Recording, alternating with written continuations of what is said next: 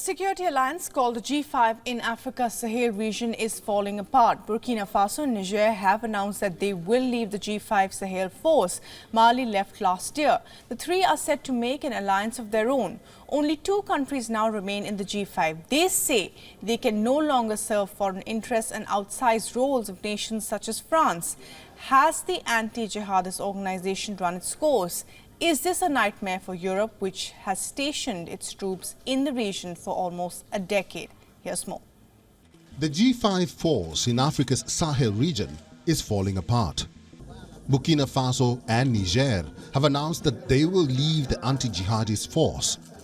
Last year, it was Mali. The G5 has now been reduced to only two countries, Chad and Mauritania. Are Europe's worst fears coming true in Africa?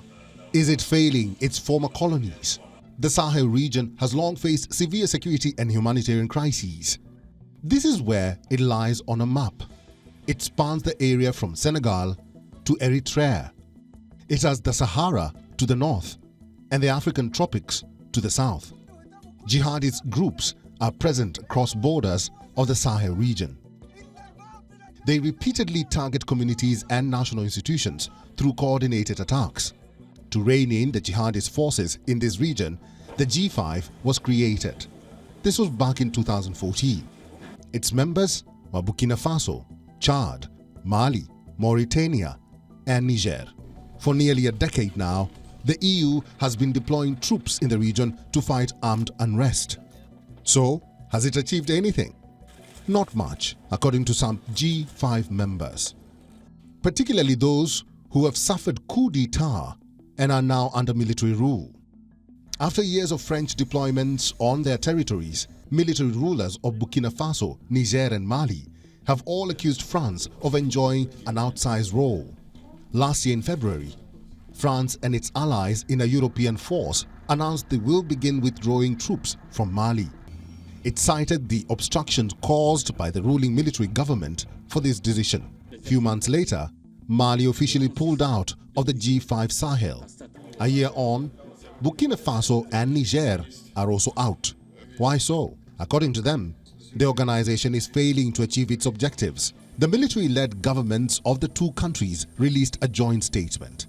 It said the anti-jihadist force had failed to make the Sahel region safer, and that it is undermining the nation's desire for greater independence and dignity. The statement indirectly accused France of serving its own interests but stopped short of naming it. Mali, Niger and Burkina Faso have already signed a security pact. They are set to create the alliance of Sahel states. They have promised to help each other in the event of any rebellion or external aggression. Only two countries remain in the G5. The question now is, how will this impact the jihadist forces? These groups have been growing in strength across the Sahel region. In 2022, when Mali left the G5, extremist organizations stepped up violence in that region. The first 6 months of 2022 saw a dramatic increase in attacks. More than 2,000 civilians were killed during this period, showing an increase of over 50% from 2021. In fact, March was the deadliest month on record since 1997. What will happen now when two more countries quit? Unrest was already on the rise with military organizations in power. With a new Sahel alliance in the making, has the G5 run its course? Are France's worst fears coming true? Bureau Report. WION. World is One.